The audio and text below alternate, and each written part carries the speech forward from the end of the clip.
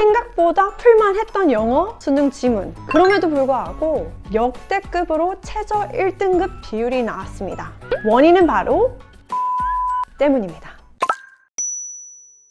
안녕하세요 여러분, 대치동 해더쌤입니다. 지난 11월이었죠. 대학 수학 능력시험, 바로 수능이 있었습니다. 그런데 여기서 영어가 큰 이변이 있었어요. 그래서 수능 영어가 어떻게 달라졌고 앞으로 어떻게 준비해야 될지 바로 영상으로 만들어 여러분께 공유 드리려고 합니다. 이렇게 고등까지 큰 그림을 갖추고 계셔야 지금 원서 읽기를 앞으로 어떻게 가져갈지 고민을 같이 하실 수 있으실 거예요. 그리고 이 큰 그림이 있어야만 조급하지 않고 불안하지 않고 가져가실 수 있습니다. 지금부터 집중하고 들어주시면 감사하겠습니다. 먼저 24년 수능 영어가 화제가 된 이유는요, 바로 이 1등급 비율이 7%대에서 4%대로 확 떨어져서입니다. 이게 어느 정도 떨어진 거냐라고 물으신다면요, 21년 1등급 비율이 12%, 22년이 절반인 6%대였고요 23년이 다시 7% 정도로 유지하고 있었어요. 그런데 역대 최저 4%까지 떨어진 것이죠. 아니, 얼마나 어떻게 어려웠길래 그랬는지 궁금하시죠? 먼저 이 리딩의 큰 변화를 말씀드리려고 합니다. 교육부에서 말한 바로는 바로 킬러 문항이 배제하겠다라는 것이었는데요. 킬러 문항이라 하면은요, 이때까지 수능 영어를 지문으로 보신 분은 다 아실 것입니다. 한글로 해석해도 이해하지 못하는 이 애매하고 오묘한 글이 주로 이루었었죠. 특정 지식이 필요했던 철학, 과학 분야 지문들도 많이 있었고요. 들어보지 못했던 단어들과 또 영어 문형들이 있었습니다. 그래서 왜 외국인한테 이 수능 영어 지문을 줘도 이해하지 못하는 경우, 틀리는 경우가 있다라고 영상들에서 많이 보실 수 있었을 거예요. 읽어도 누구한테 설명해 줄 수 없는 이 어려운 지문들이었죠. 그런 지문들을 배제하겠다라는 것이 24년 수능이었습니다. 그래서 지문 자체가 확 바뀌었어요. 예전만큼 지문이 어렵지도 않고요. 평이한 소재로 설명도 깔끔하게 딱 떨어집니다. 문장들도 깔끔했어요. 그래서 어휘도 초고난도 어휘는 따로 없었습니다. 누구한테나 설명 가능한, 누가 읽어도 충분히 이해할 수 있는 그런 지문들이 주로 이루었습니다. 그런데 왜 정답률은 오히려 낮아졌을까? 이것이 바로 질문일 텐데요. 바로 이 선지라고 하죠. 보기에 나오는 이 선지들 난이도가 확 올라갔기 때문에 그렇습니다. 이 보기들에 나온 답안들을 정확하게 분석하지 못하거나 혹은 글의 맥락을 파악을 잘못하면 정답률이 떨어질 수밖에 없게끔 만들어진 거죠. 예전은 지문 자체가 어려웠기 때문에 선지들은 쉬웠습니다. 그러니까 느낌적인 느낌으로 설명은 못하지만 풀 수는 있을 정도가 되었던 건데요. 이제는 정확한 이해, 문해력이 없다면 풀기가 어려워졌습니다.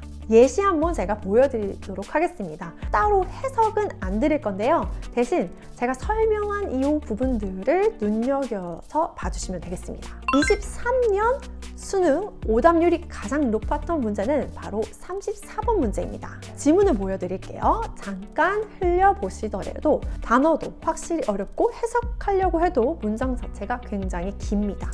그래서 무슨 말 하는지 이해가 어렵습니다. 자, 이번에는 24년 수능 오답률이 가장 높았던 문제 33번 문제입니다. 이 문제 지문을 한번 보실게요. 어려운 단어, 모를 만한 단어는 따로 나와 있을 뿐더러 그의 단어들은 평이한 수준입니다. 충분히 평소에 원서에서도 많이 볼 수 있는 단어들이죠. 지문으로만 봐도 이렇게 차이가 느껴지실까요? 여기서 한 가지 더 있습니다. 수능은요, 바로 시간 싸움이거든요. 총 70분 동안 25분은 리스닝 17문제 풀고 나머지 45분 동안 28문제의 리딩 지문을 보고 풀어야 하는 겁니다. 계산을 해보시면 아시겠지만 문제 하나당 거의 지문 하나씩 나오고 마킹하는데 어려운 것까지 보시려면 시간이 정말 모자라는 거예요.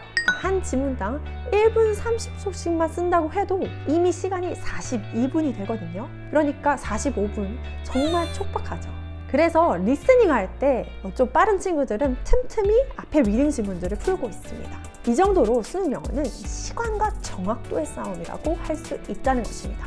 이렇게 입시의 관문이 수능 난이도나 스타일이 이렇게 쭈준히 변하고 또 시간과 정확도의 싸움이라고 말씀드렸는데요. 그럼에도 꾸준히 변하지 않는 한 가지가 바로 오답률에서 발견할 수 있었습니다. 아이들이 가장 어려워하는 이 지문 유형은 아까 제 예시로 봤던 지문 23년도나 24년도나 동일하게 빈칸 넣기, 이 빈칸에 들어갈 알맞은 말 고르기 문제가 어려웠다는 거죠. 그 다음률로 오답률이 많았던 질문은 다음 글에 이어질 순서 고르기 문제입니다. 이처럼 글의 앞뒤 흐름을 파악하고 맥락을 알아야만 하는 문제들, 이런 문제 유형들이 우리 아이들이 가장 까다롭게 생각하는 지문이라는 것입니다. 왜 이 글이 이곳에 와야 하는지, 이와 함께 비판적인 사고가 필요한 것이죠. 단순히 영어를 잘하는 것이 아니고 영어로 사고를 해야 하기 때문에 어려운 것입니다. 그렇다면 어떻게 이런 부분들 초등, 중등 때 잡아줄 수 있을까 고민하실 건데요. 정답은 바로 하나입니다. 영어 독서라고 이제는 더욱 과감히 말씀드릴 수 있을 것 같습니다. 이 원서 읽기를 하는 친구들은요, 이 지문이 길어진다고 해서 시간이 촉박하지 않고 두렵지 않습니다. 워낙 긴 호흡의 글들을 풍부하고 다양하게 경험했기 때문이죠. 그리고 글에 대한 맥락 파악도 이미 문해력을 통한 기반으로 다져왔기 때문에 선지가 어려워진다고 해도 구별이 가능할 수 있을 정도로 이 친구들을 해석하고 구별할 수 있습니다. 이처럼 24년 수능 영어는 단순히 영어 단어를 많이 외운다, 문법을 익힌다 라고 해서 풀 수 있는 지문이 아니었다는 점 영상 정리하면서 말씀드릴 수 있겠습니다.